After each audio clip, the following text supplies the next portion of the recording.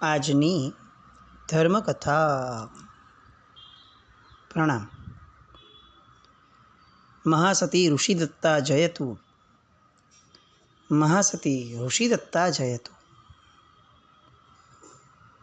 દિવ્ય નાદ આકાશની અંદરમાં ગુંજવા લાગ્યો. મહેલની અગાશી પર ઊભા ખુલ્લા આકાશની નીચે ઉપરથી પુષ્પવૃષ્ટિ થાય છે. સ્તબ્ધ બની અને કનકરથ કુમાર આ ઘટનાના દ્રષ્ટા બની ગયા છે. આ અચાનક શું થયું? આ દૈવત્વ અત્યારે કેમ પ્રગટ્યું? ઋષિદત્તા મારી પત્ની એ અચાનકથી મહાસતી અને આટલી બધી નિર્દોષ, આટલી બધી ગુણિયલ અને આટલી બધી પૂજનીય, આ બધી વસ્તુનો હજી તો વિચાર પૂરો ન થાય ત્યાં તો દેવો આવી અને પુષ્પવૃષ્ટિ કરતા દેખાયા. અને એવું ન થયું કે આ ફક્ત એના પૂરતું મર્યાદિત રહ્યું. નગરના લોકો ફાટેલી આંખે બધું જોઈ રહ્યા હતા. આ શું અચાનક શું થયું? મહારાજા સુરસુંદર પોતાના રાજમહેલમાં હતા. એમણે પોતાના રાજમહેલમાંથી આ ઘટના જોઈ અને દોડતા દોડતા અહીં આવ્યા. આવી અને હજી કુમારને કંઈ પૂછે કનકરથને કે આ બધું શું છે. ત્યાં એક બાળક, એને પોતાની મનગમતી વસ્તુ મળી ગઈ હોય તો અજાણ્યા માણસને પણ જોઈને એમ કે મને આ મળી ગયું, મને આ મળી ગયું, મને આ મળી ગયું.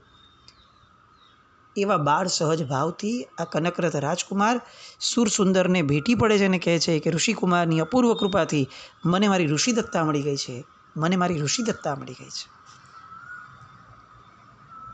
નગરવાસીઓ, એમના અનુચરો કનકરથના બધા જ ભેગા થઈ ગયા. બધા અત્યંત અત્યંત અત્યંત પ્રસન્ન છે. નગરજનોએ તો ઋષિદત્તાને પ્રથમવાર જોઈ છે. સુરસુંદરે પણ પહેલી વાર જોઈ છે.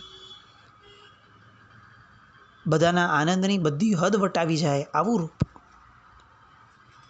પરિચારિકાઓ તો રીતસર અંદર અંદર વાર્તાલાપ કરવા માંડી કે આવી પ્રિયાને ખાતર રાજકુમાર અગર અગ્નિસ્નાન કરી લે તો એમાંય ખોટું ન હતું. શું અદ્ભુત રૂપ છે ઋષિદત્તાનું. આની આગળ આપણી રાજકુમારી રૂક્મિણી એ તો સુવર્ણની સામે લોઢા જેવી છે. અંદર અંદર વાતો, લોકોની ચર્ચાઓ, લોકોનો વિસ્મય, લોકોનો આનંદ ઉભરાતું હતું. એક ઘટના એ જાણે પ્રસંગ અને પ્રસંગમાંથી મહોત્સવ બની ગયો હોય એ રીતે લોકો એને લેવા લાગ્યા. સુરસુંદર રાજાએ કનકરથને કહ્યું, રાજકુમાર, ઋષિદત્તાની સાથે મારા પટ્ટ હસ્તી પર બિરાજમાન થાઓ અને મારા રાજમહેલને પાવન કરો. ત્યાંથી જ નીચે ઉતર્યા. વિવિધ વાદ્યો સાથે હજારો નગરજનોની હાજરીમાં નગરની અંદરમાં એક શોભાયાત્રા નીકળી. હાથીની અંબાડી પર કનકરથ રાજકુમાર અને ઋષિદત્તા એ બેસ્યા છે. પણ આ હાથીની અંબાડી, નગરજનોનું કૌતુક, આ બધું જ એક બાજુએ છે. અત્યારે તો કનકરથ માટે ઋષિદત્તા, એને જોવા માટેના એમના નયન જે તરસ્યા હતા, એ તરસેલા નયનની તૃપ્તિ એ જ જાણે કાર્ય સાધ્ય હતું. એનું મન ઋષિદત્તામાં સતત પરોવાયેલું હતું. એના મનમાં જિજ્ઞાસાઓના સાગર હવે ગુગવી રહ્યો હતો. કનકરથની જીભા એ જાણે ઋષિદત્તની સાથે પ્રેમાલાપ કરવા માટે હવે આતુર થઈ ગઈ હતી. આમ જોવા જઈએ તો આનંદનો ઉત્સવ છે. આટલું બધું સમૂહ ભેગું થયું છે, એનો આનંદ થવો જોઈએ, એનું ગૌરવ થવું જોઈએ. પણ હવે અધીરા બનેલા એવા કનકરથના મન માટે આ બધી જ ઘટનાઓ એ બાધક બનતી ગઈ. એને એમ થયું કે આ બધું મારી ઋષિદત્તા સાથે મારે જે પ્રેમાલાપ કરવો છે એની અંદરમાં મને બાધક બનાવી રહી છે. મહારાજા સુરસુંદર બાજુમાં બેઠા હતા. ત્યાંથી બધા નીચે ઉતર્યા, મહેલ સુધી ગયા.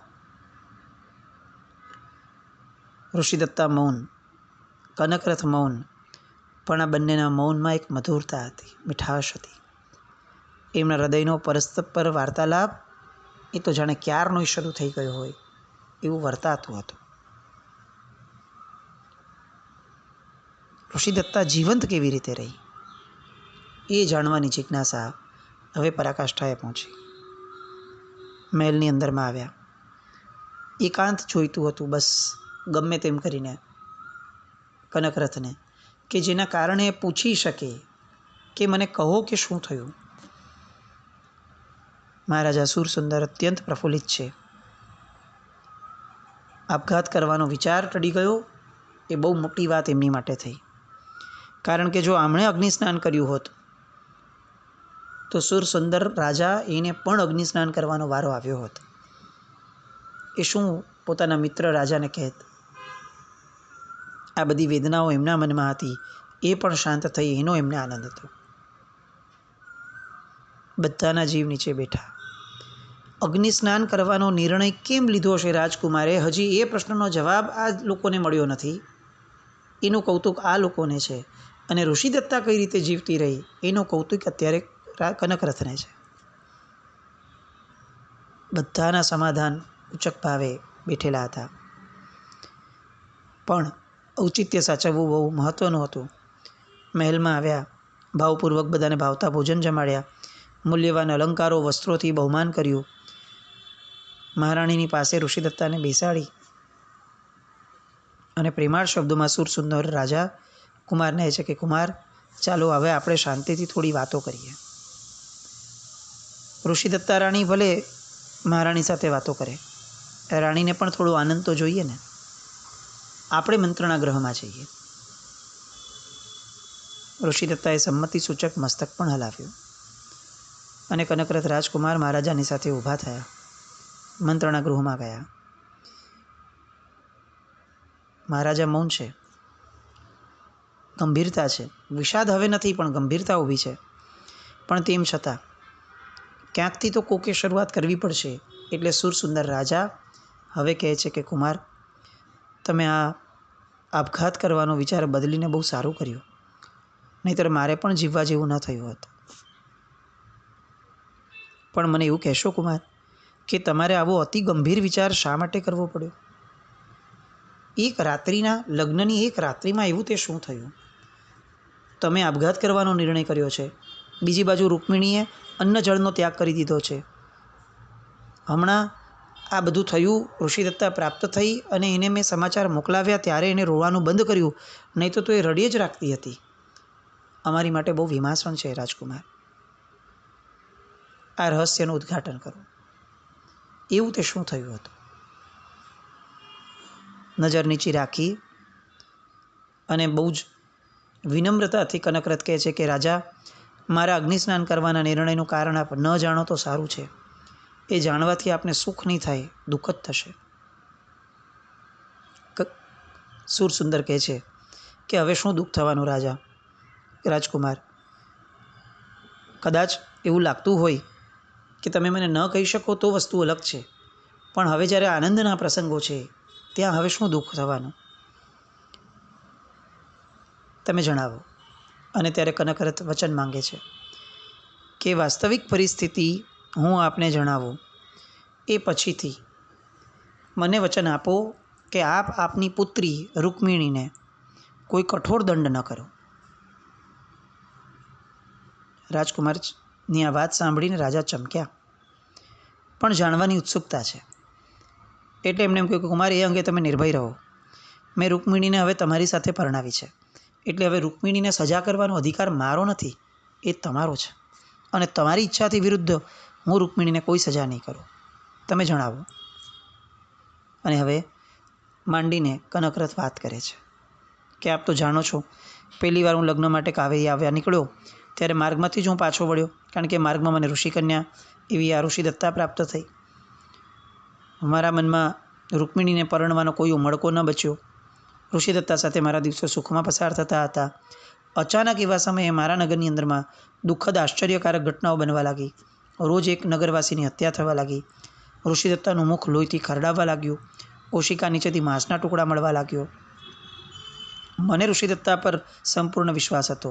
એની નિર્દોષતા, એની સરળતા, એની દયાળુતા, આ બધું મેં જોયું હતું.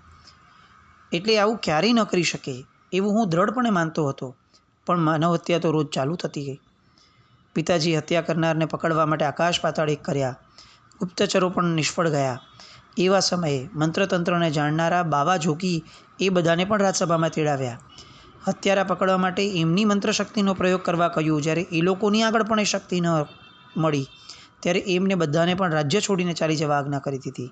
એવા સમયે એક સંન્યાસીનીએ અમારી રાજ્યસભામાં પ્રવેશ કર્યો હતો અને એમણે ઋષિદત્તા ઉપર હત્યાનો આરોપ મૂક્યો અને પ્રમાણ આપ્યું કે તમે જોજો રાજા, ઋષિદત્તાનું મુખ રોજ લોહીવાળું થશે અને એના ઓશિકેથી માંસના ટુકડા મળે છે. રાજકુમાર આ જાણે છે પણ પત્ની મોંથી છુપાવે છે. આવું એમણે મારા પિતાજીને મંત્રણા ગ્રહમાં એકાંતમાં કહ્યું. મારા પિતાજીએ એ રાત્રિએ મને ઈરાદાપૂર્વક પોતાની પાસે સુવડાવ્યો. મારા શયનગૃહની આસપાસ એમણે ગુપ્તચરો ગોઠવી દીધેલા. સવાર વહેલી થઈ અને ઋષિદત્તાનું મુખ લોહીથી રંગાયેલું ગુપ્તચરોએ જોઈ લીધું અને અંતે એમણે મારા પિતાજીને આ વાત જણાવી અને ઋષિદત્તા રાક્ષસી છે એવું કહી અને મારા પિતાજીએ એનો વધ કરવા માટેની આજ્ઞા જલ્લાદોને આપી દીધી અને જલ્લાદો એને લઈ ગયા. બસ આટલી ઘટના સુધીનો હું સાક્ષી છું. આની પછીની ઘટના તો મને પણ ખ્યાલમાં નથી. સુરસુંદર રાજા ઉત્તેજનાથી એક એક વાતને સાંભળી રહ્યા છે, સંવેદી રહ્યા છે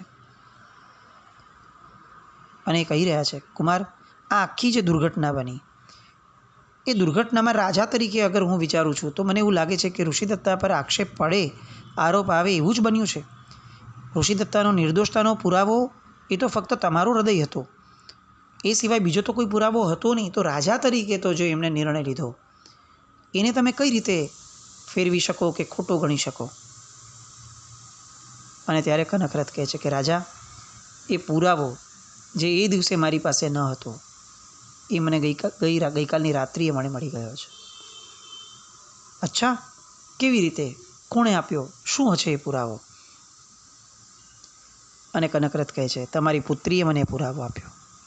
રૂકમિણીએ પુરાવો આપ્યો? શું વાત કરો છો? હા, રૂકમિણીએ મને આ વાત કરી અને મને સમજાયું કે આ આખા ષડયંત્રની સૂત્રધાર આપણી પુત્રી સ્વયં પોતે હતી. એણે એના જ પોતાના મુખેથી મને પોતાનું આ નપાવટ કહી શકાય એવું પરાક્રમ સંભળાવ્યું છે.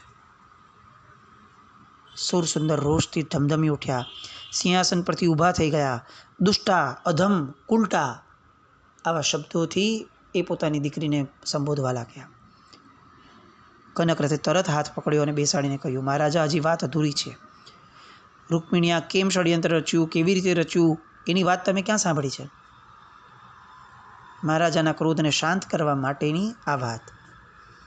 અને ફરીથી એ પોતાની વાતને આગળ ધપાવે છે. મેં ઋષિદત્તા સાથે લગ્ન કરી લીધા એ રૂકમિણીને ગમ્યું નહીં. એ તો મારી સાથે લગ્ન કરવા ઈચ્છતી હતી, પણ એને ખ્યાલ આવ્યો કે જ્યાં સુધી ઋષિદત્તા મારી સાથે છે હું બીજા કોઈ સાથે લગ્ન નહીં કરું. એટલે એણે ઋષિદત્તાને મારીથી દૂર કરવા માટેની યોજના વિચારી. એ યોજનાને પાર પાડવા એણે સુલસા નામની જોગણ મળી ગઈ. સુલસા પાસે યોગ શક્તિ હતી, મંત્ર શક્તિ હતી. રૂકમિણીએ એને સાધી. સુલસાને એણે રથમર્દન નગરમાં મોકલી અને રોજ એ પોતાની યોગ શક્તિ દ્વારા નગરના એક એક વ્યક્તિની હત્યા કરવા માંડી. અને એ જ યોગ શક્તિથી એ પોતાને ત્યાં બેસીને ઋષિદત્તાનું મુખ લોહીથી ખરડવા માંડી. ઓશિકાની નીચે માંસના ટુકડા મુકાવવા લાગી. કલંક ઋષિદત્તા પર મોકલ્યું. ઋષિદત્તાને એણે મોતને ઘાટ ઉતારી દીધી. બોલો રાજા, ઋષિદત્તાની નિર્દોષતાનો આનથી મોટો શું પુરાવો હોઈ શકે? પોતાની દીકરીનું આ કુકર્મ સાંભળી અને સુરસુંદર રોષથી કંપી ઉઠ્યા. એમની આંખો પોળી થઈ ગઈ. જે ક્રોધ હતો એની જગ્યાએ ઘોર વિષાદ એમના મન પર છવાઈ ગયો. આવું ઘોરાથી ઘોર કુકર્મ મારી દીકરીએ કરાવ્યું? અને પેલી સુલસા, આ જોગણ કહેવાય? યોગ શક્તિનો આવો ભયંકર દુરુપયોગ કરે એને યોગણ કહેવાય? વિષાદની પરાકાષ્ઠામાં ઊભા થયા. ભીત ઉપર લટકતી તલવાર એક ઝાટકે ખેંચી અને બહાર જવા લાગ્યા. તરત જ ત્વરિત ગતિએથી જઈને રાજકુમારે મહારાજાને પાસે ગયા અને બાહુપાશમાં જકડી અને કહ્યું કે કુમાર, મને ન રોકો. અને ત્યારે કુમાર કહે છે કે આપે મને વચન આપ્યું છે. ભલે મેં વચન આપ્યું, મેં મારી દીકરીનું વચન આપ્યું હતું, પણ પેલી જોગણને તો હું છોડીશ જ નહીં. મારા નગરમાં આવી જોગણ મને જોઈતી નથી. મારી દીકરી એ તમારા અધિકારમાં છે, પણ પેલી જોગણ તો મારા રાજ્યની હદમાં છે. હું એને કોઈ કાળે જીવતી નહીં છોડું. અને ત્યારે કહે છે કનકરથ રાજકુમાર કે રાજા, એને એની સજા થવી જ જોઈએ, ના નથી, પણ મારી ઋષિદત્તા તો મને જીવતી મળી ગઈ છે. તમે આરામ કરો, તમે બેસો, શાંત થાઓ. હવે કેમ આ બધી પરિસ્થિતિને આટલી હદ સુધી આપણે વકરાવી છે, પણ રાજાથી શાંતિ નથી જ મેળવાતી. તરત જ પરિચારિકાને બોલાવે છે અને કહે છે કે રૂકમિણીને હાજર કરો. કનકરથ રાજકુમાર આ તકે કહે છે કે જો રાજન, આપની અનુમતિ હોય તો હું ઋષિદત્તાને લઈ અને શ્વેત મહેલમાં જાઉં. આપે આપની પુત્રી સાથે શું વ્યવહાર કરવો હોય તો આપ જુઓ. આપે જોગણ સાથે શું વ્યવહાર કરવો હોય આપ જુઓ, પણ એટલું નક્કી રાખજો કે માનવ હત્યાનું પાપ હવે આપણાથી ન થવું જોઈએ. એમણે એમની યોગ્યતા પ્રમાણે જે કરવું હશે તે કર્યું હશે, પણ તમે હત્યાના કક્ષા સુધી ન જતા. રાજા ના પાડે છે, તમે બેસો, હું પેલા દુષ્ટ જોગણને અહીંયા બોલાવું છું. કનકરથને બેસાડ્યા. ધીમે પગલે પેલી પરિચારિકા રૂકમિણીને લઈ આવી. એણે જેવા કુમારને જોયા એની દૃષ્ટિ નીચી થઈ ગઈ. પોતાના પિતાના ચરણોમાં નમસ્કાર કર્યા અને તરત જ પિતાજી પૂછે છે, તું પેલી સુલસા જોગણને ઓળખે છે? રૂકમિણીએ હા પાડી. એ ક્યાં રહે છે, હમણાં ક્યાં મળશે, એની વિગત હમણાં ને હમણાં મને જણાવ. રૂકમિણીએ ધીમે સ્વરે કંપિત શરીરથી આખી વિગત આપી. મહારાજાએ પરિચારિકાને કીધું, સેનાપતિને બોલાવી લાવો. સેનાપતિ આવ્યા. સેનાપતિને એ બધી જ વસ્તુઓ જણાવીને કહ્યું, હમણાં ને હમણાં પેલીને અહીંયા હાજર કરો. આ બાજુ રૂકમિણી એને સંબોધવાનું પોતાના પિતા શરૂ કરે છે. તે તારું જીવન નષ્ટ કર્યું, તે મારી કીર્તિને કલંકિત કરી, તે તારી માની કૂખ લજાવી છે. કેવું અધમ કૃત્ય કર્યું. એક નિર્દોષ રાજકુમારી પર આવું ભયાનક કલંક મુકાવ્યું, એને મોતની ખાઈમાં ધક્કો મરાવી દીધો. તને જરા પણ વિચાર પણ ના આવ્યો કે એ પણ તારી જેવી જ રાજકન્યા હતી, એને પણ સુખ અને શાંતિ જોઈતી હતી. તે તારા સ્વાર્થ ખાતર એને ભોગ લેવાનો પ્રયત્ન કર્યો. તને શું મળ્યું? તે દગો દઈને કનકરથ સાથે લગ્ન કર્યા છે, પણ હવે આ તારું કાળું મોં જોવાનું પણ એ રાજકુમાર પસંદ કરશે? કુમાર તો પુણ્યશાળી છે, એને એની ઋષિદત્તા મળી ગઈ. હવે તારી બાકીની જિંદગી ફક્ત આંસુઓ, નિસાસાઓ અને હૈયા બળાપાની સાથે પૂરી કરજે. તારો અપરાધ એ તો મોતની સજા મેળવવા જેવો છે, પણ મને કનકરથ કુમારે વચનબદ્ધ કરી લીધો છે. તને મોતની સજા ન કરવાનું વચન એમણે મારી પાસેથી લીધું છે. નહીં તો આજે નિશ્ચિત સમજજે કે મારા હાથેથી પુત્રી હત્યાનું પાપ થઈ જ ગયું હોત. એક શ્વાસમાં સુરસુંદર બધું જ રૂકમિણીને કહી ગયા. એ ધ્રુજી રહી હતી. એની આંખમાંથી આંસુ ટપકતા હતા. એના રુદનના સિસકારા સંભળાતા હતા. આ બાજુ સેનાપતિ સુલસાને લઈ આવ્યા.